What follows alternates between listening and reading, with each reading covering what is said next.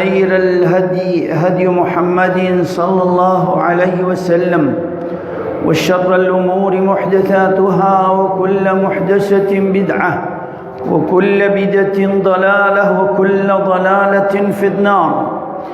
أما بعد فأعوذ بالله السميع العليم من الشيطان الرجيم من همزه ونفخه ونفسه. يا أيها الذين آمنوا اتقوا الله حق تقاته ولا تموتن إلا وأنتم مسلمون. وقال تعالى: والذين هم لأماناتهم وعهدهم راعون والذين هم بشهاداتهم قائمون والذين هم على صلاتهم يحافظون والذين هم على صلاتهم يحافظون أولئك في جنات مكرمون. اللهم صل وسلم على محمد وعلى آله وأصحابه وأحبابه وأتباعه إلى يوم الدين واجعلنا معهم بفضلك يا أكرم الأكرمين. مختصر حمد و ثنا و صلات کے بعد رب کریم اکرم الاکرمین کا بے شمار ہم پر اکرامات، احسانات اور اس کی نعمتیں ہیں، اور ان عظیم انعامات اور اکرامات کا اگر ہم نے حق ادا نہیں کی تو اللہ کی ناشکری کرنے کا سزا بھی بڑا وعید ہے۔ رب تعالیٰ نے انسان کو اس روئے زمین پر سب سے مضبوط، سب سے توانا، سمجھدار بنا کر تخلیق فرمایا، اسی حساب سے اس کے اوپر ذمہ داریاں بھی انتہائی بھاری ہیں۔ ان عظیم ذمہ داریوں میں سے امانت ہے۔ امانت کہ اس کی مختلف قسمیں اور صورتیں ہیں۔ اس امانت کی سنگینی کو اس آیت مبارکہ سے عیاں ہو جاتی ہے۔ رب تعالیٰ کا ارشاد ہے، سورہ احزاب آیت نمبر 72 اِنَّا عَرَضْنَا الْأَمَانَةَ، ہم نے امانت کو پیش کر دی، علی السماوات والارض، آسمانوں پر، زمینوں پر، والجبال، مضبوط پہاڑوں پر، فَأَبَيْنَ أَن يَحْمِلْنَهَا، سب نے معذرت کری، اور اللہ نے بھی دیکھا کہ یہ اس امانت کی ذمہ داری کو نبھانے کی صلاحیت نہ آسمانوں کی وسعتوں پر ہے اور نہ زمین کے پھیلاؤ پر، نہ پہاڑوں کی مضبوطی متحمل ہے۔ وَأَشْفَقْنَ مِنْهَا، ان پر اللہ نے رحم کر دی، ان پر یہ ذمہ داری امانت ان کے اوپر نہیں رکھی۔ وَحَمَلَهَا الْإِنسَانُ، انسانوں نے اس ذمہ داری کو قبول کر لیا۔ إِنَّهُ كَانَ ظَلُومًا جَهُولًا، یہ انتہائی ناعاقبت اندیش، جاہل، اس امانت کی عظمت کو نہ سمجھنے والے یہ مخلوق ہیں۔ یہ امانت، اس امانت کی اہمیت، فضیلت پر رب تعالیٰ نے سورہ معارج آیت نمبر 32 میں یوں فرمایا: والذین هم لأماناتهم وعہدهم راعون۔ اب امانت کو ہم نے انسانوں پر رکھ دی، اور اس امانت کی پاسداری کرنے والے لوگ زمین سے بھی افضل، آسمانوں سے بھی افضل، مضبوط پہاڑوں سے بھی زیادہ مضبوط، قوی، محبوب انسان ہے اللہ کے ہاں۔ وہ لوگ جو امانت کی پاسداری کرتے ہیں، عہد و پیمان کے پابند رہتے ہیں، والذین هم بشہاداتہم قائمون، حق بات پر گواہی پر وہ قائم دائم رہتے ہیں، اور ان اہم ترین امانتوں میں سے جب گواہی آپ کی امانت ہے کسی کی، اس امانت کو سر انجام دیتے ہیں، قرب قیامت گواہی دینے والے نہیں ہوں گے، بھاگیں گے گواہی دینے سے۔ عدالتوں میں آج جا کے دیکھیں، 2 نمبر کے گواہ دینے والے بہت ہے گواہی، لیکن سچ گواہی دینے سے ہر ایک کتراتا ہے، باز آ جاتا ہے، بھاگتا ہے، والعیاذ باللہ۔ اور ان عظیم امانتوں میں سے ایک والذین هم علی صلواتہم یحافظون، نمازوں کی حفاظت کرتے ہیں۔ یہ نماز ہمارے اوپر ذمہ داری ہے، یہ فرض ہے، یہ امانت ہے، اس کو ٹائم پر صحیح طریقے سے ادا کرنا یہ امانت کی پاسداری ہے۔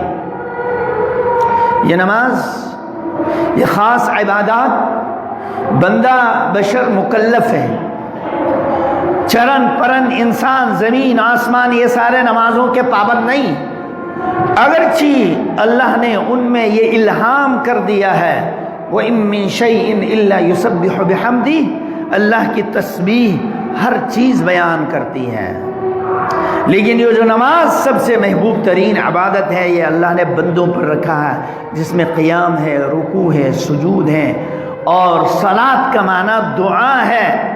کبھی کھڑے ہو کے اللہ سے مانگ رہے ہیں، کبھی جھک کر، کبھی سجدے میں گر کر، مختلف اداؤں کے ساتھ، کبھی اللہ کے کلام کو پڑھ کر تلاوت کر کے اس کا وسیلہ بنا دیتا ہے۔ اللہ تو ہماری التجاؤں کو قبول فرما۔ فرمائے اولئک فی جنات مکرمون، یہ ہیں معزز مکرم لوگ جو اللہ کے باغوں کے مستحق ہے، اللہ ہمیں انہی میں سے بنا دے۔ دوسرے جگہ پر سورہ مومنون کے اندر فرمایا اولئک هم الوارثون الذین یرثون الفردوس هم فیہا خالدون، یہ امانت کی پاسداری، نمازوں کی حفاظت کرنے والے، ایمان کی صفات کو اپنانے والے، اہل ایمان کے اوصاف کو اپنانے والوں کے لیے فردوس بری اللہ نے تیار رکھا ہے، اور اس میں وہ ہمیش رہیں گے۔ اللہ ہمیں ان صفات کو اپنانے کی توفیق عطا فرما۔ امانت قرب قیامت میں امانت جو ہے ضائع ہو جائے گی، امانت نام کی چیز نہیں رہے گا۔ جس کو لوگ سب سے زیادہ امین دیانتدار سمجھا جائے گا وہ خائن ہوں گے، خیانت کرنے والے ہوں گے۔ جہاں امت اسلامیہ سے سب سے پہلے نماز کی خشوع خضوع چھین لیا جائے گا، عبادت کی جو لذت ہے، مٹھاس ہے، وہ ختم ہوں گے۔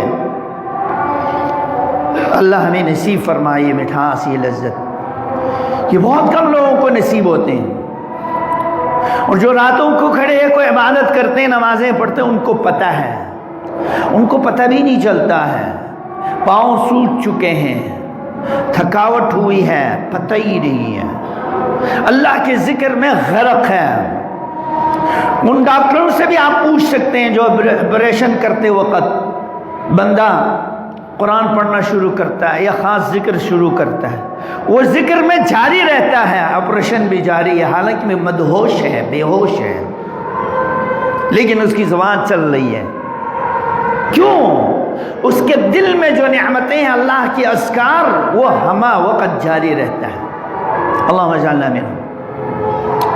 اللہ کے نبی صلی اللہ علیہ وسلم نے بڑے تنبیہ کے ساتھ فرمایا، جو لوگوں کے ہاتھوں سے نکل جائیں گے یہ امانت مسلمانوں میں سے، جس دور میں بددیانتی کیا ہوتی ہے لوگ جانتے ہی نہیں تھے، صرف منافق ہی اس کام کو سر انجام دیتے تھے۔ منافق کی صفات، اذا اؤتمن خان، 4 صفات میں سے ایک صفت منافق کی، امانت رکھا جائے اس امانت کی خیانت کرتے ہیں یہ منافق۔ آج یہ صفات مسلمانوں میں آ جائیں گے اور آ چکی ہے۔ ان اللہ یامرکم ان تؤدوا الامانات الی اہلہا، اللہ کا یہ آرڈر ہے تم امانت کو اس کے حقداروں کو پہنچاؤ. کسی کی امانت رکھی اس کو دے دو. کسی منصب کی تقسیم کا موقع آتا ہے، صدارت کا، امارت کا، سیادت کا، عہدوں کا، ذمہ داری تقسیم کرنے کا، کسی ادنا آفس میں ایک آدمی کو مقرر کرنے کا، تو بے اہل لوگوں کو اس کرسی کے لیے منتخب کر دو. نئے اہل لوگوں کو وہ سیٹ مت دو، وہ ذمہ داری نہ سونپو، ورنہ وہ اس ذمہ داری کو پورا نہیں کر پائیں گے، لوگوں کو نقصان ہوں گے.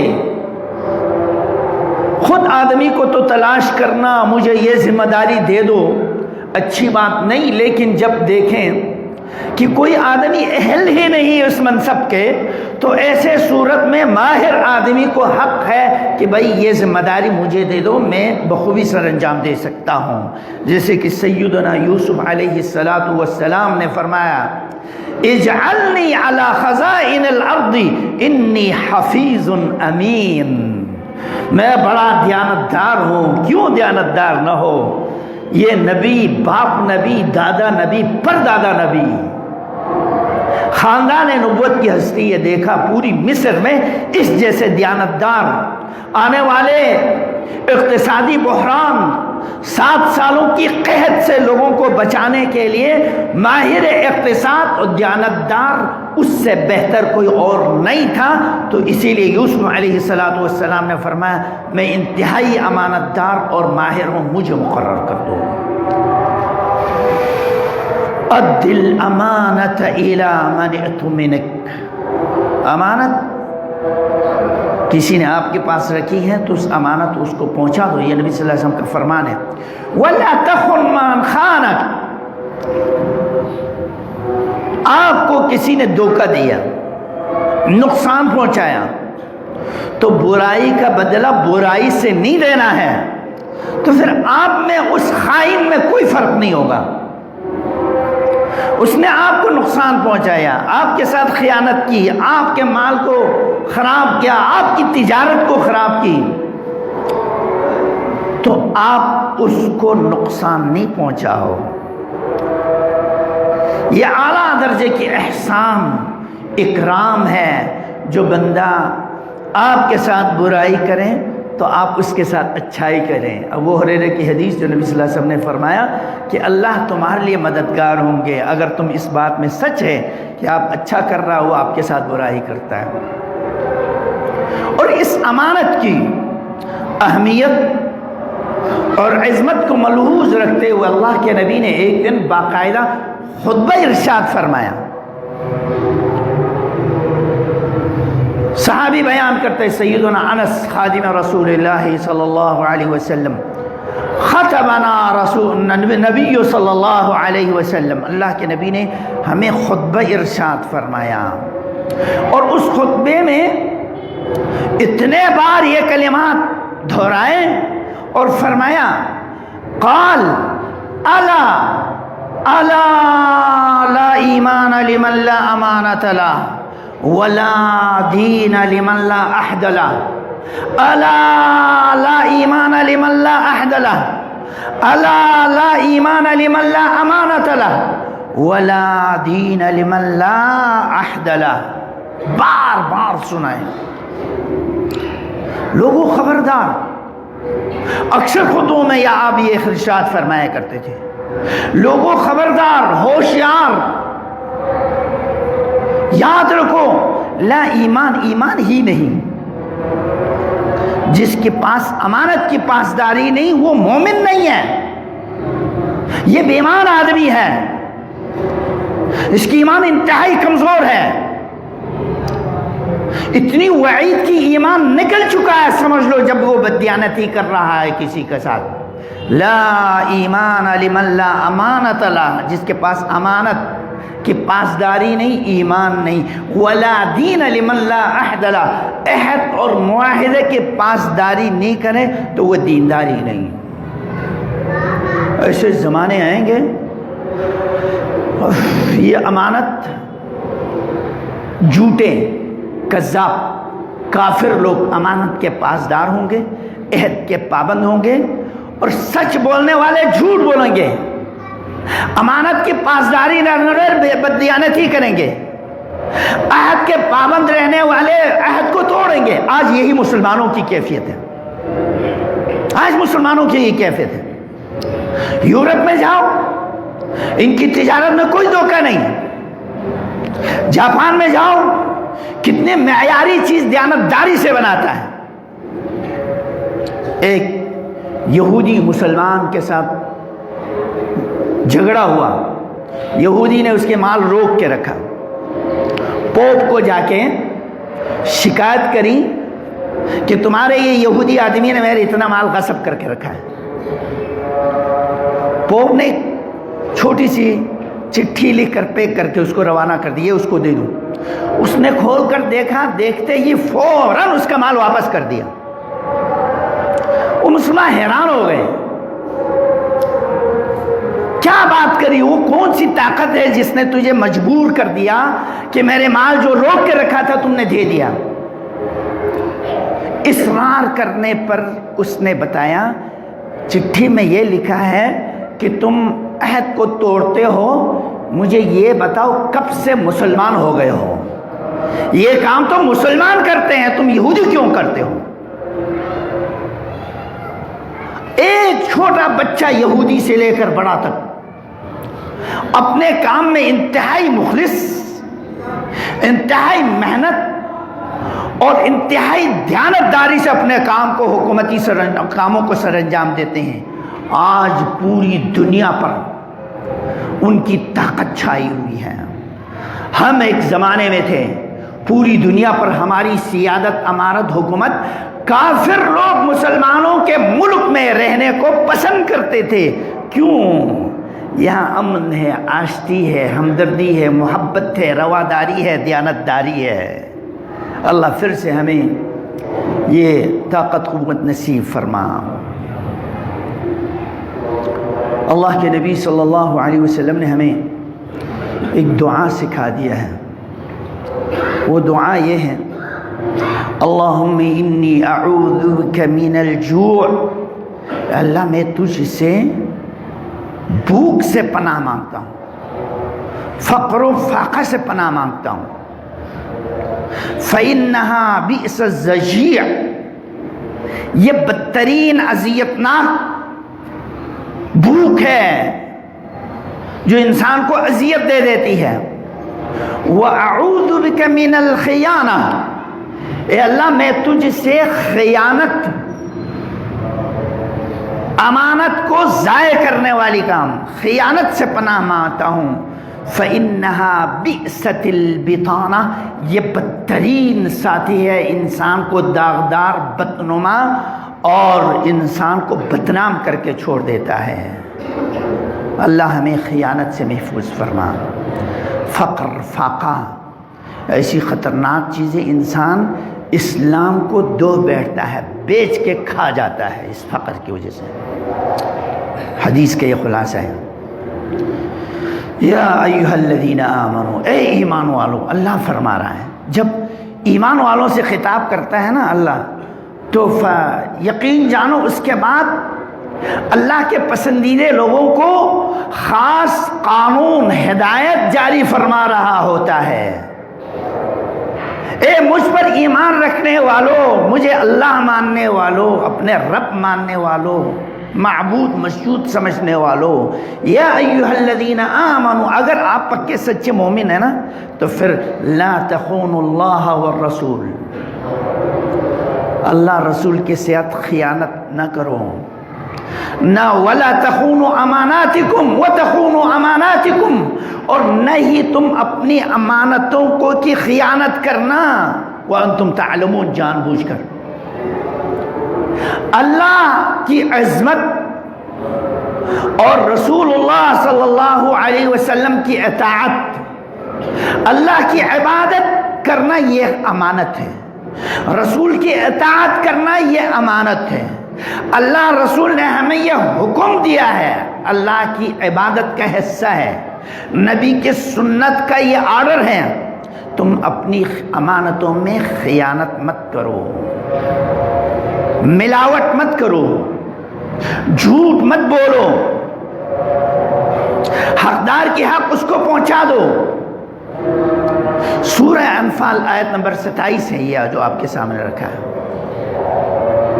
یہ امانت جسے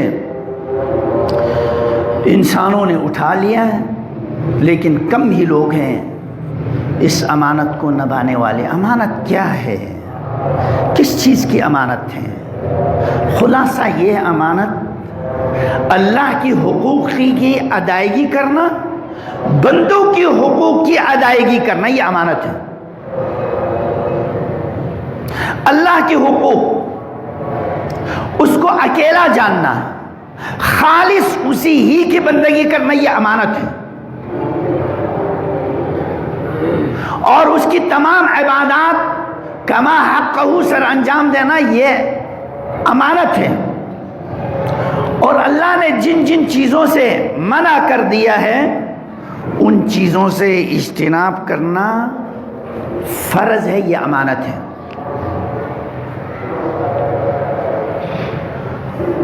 یہ ہاتھ آپ کے پاس امانت ہے، یہ پیر، یہ آنکھ، یہ دل و دماغ، جسم کے ایک ایک عضو آپ کے پاس امانت ہے۔ آپ اس کا مالک نہیں ہے، رب اس کا مالک ہے۔ اس کو اس جگہ پر استعمال کرنا جہاں استعمال کرنے کا حق ہے۔ اسی لیے بعض علماء نے اس بات پر اختلاف کر لیا ہے، گردوں کی پیوند کاری یا مرتے وقت اپنے جسم کا کوئی حصہ کسی کو گفٹ کرنا، عطیہ کرنا آیا جائز بھی ہے کہ نہیں؟ اگرچہ بہت سارے علماء نے اس کی جواز کا فتویٰ دی، دوسرے بعض علماء کہتے ہیں تم تو مالک ہی نہیں، تمہارا مالک اللہ ہے۔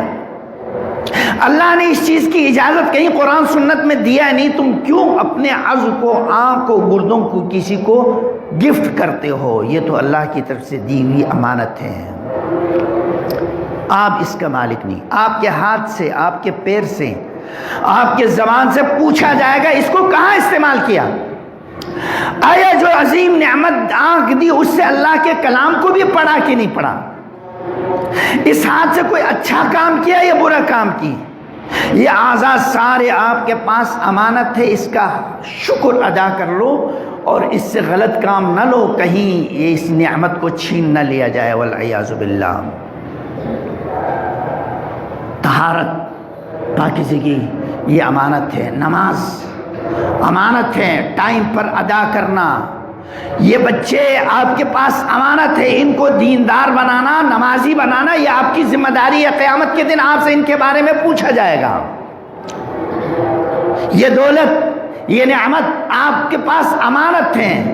کمانے کا طریقہ بھی حلال ہونا چاہیے، خرچ کرنے کا طریقہ بھی حلال ہونا چاہیے۔ زکوٰۃ دینا یہ امانت ہے، حج کرنا امانت ہے، روزہ رکھنا امانت ہے، تمام تر فرائض واجبات کی ادائیگی کرنا یہ حقوق اللہ میں سے ہیں، یہ آپ کے اوپر ذمہ داری، یہ امانت ہے۔ تمام تر محرمات جن کو اللہ نے حرام قرار دی یہ امانت ہیں، آپ نے اس سے اپنے آپ کو بچا کے رکھنا ہے۔ حقوق العباد میں سے سب سے زیادہ حق ماں باپ کی ہے۔ یہ ماں باپ آپ کے پاس امانت ہے، ہم قریب دنیا سے چلے جائیں گے، بہت زیادہ زندگی گزار دیا، 100 سال رہیں گے۔ ابھی مجھے یہ سعید بھائی نے بتایا، اور 5 نمبر میں ایک خاتون رہتی تھی، 100 سال لگ بھگ جیے ہیں، اللہ اس کی مغفرت فرمائے۔ آخر مر گئی نا، چلی گئی، کس نے رہنا ہے؟